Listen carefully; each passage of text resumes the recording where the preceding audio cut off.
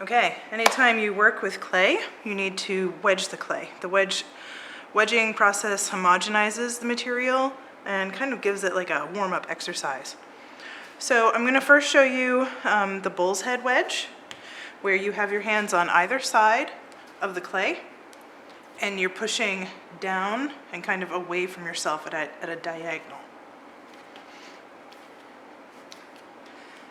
It may appear that I'm pressing really hard, but I'm not really smushing the clay like that. If you smush the clay like that, this will, as you push back down, create air pockets, okay? And one of the other major reasons we wedge clay is to get rid of air pockets. The reason that my hands are on the sides is to help the clay from spreading outwards. If you don't, and if you have them together like this, then you can see the clay starts to move outwards. How many times do you want to do this? A good rule of thumb is 50.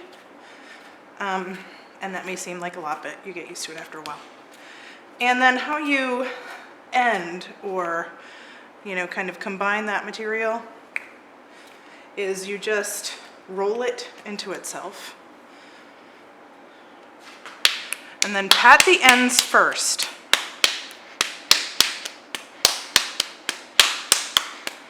And that will help to get rid of any potential air pockets that could develop.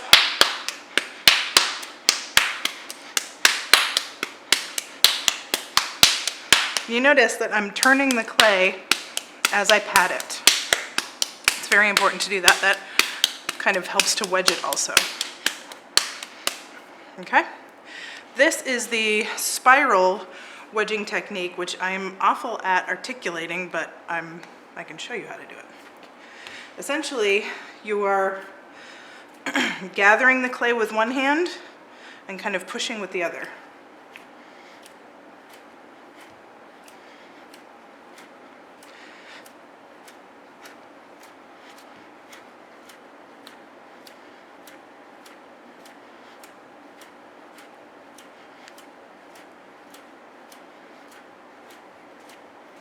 And it begins to make a spiral shape.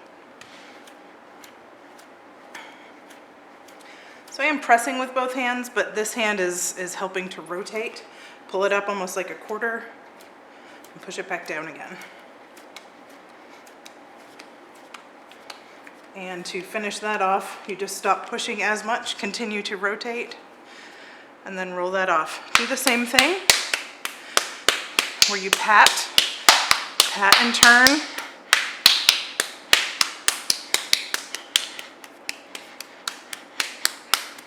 Notice that my hand is not pushing like this down. I could create, again, an air pocket.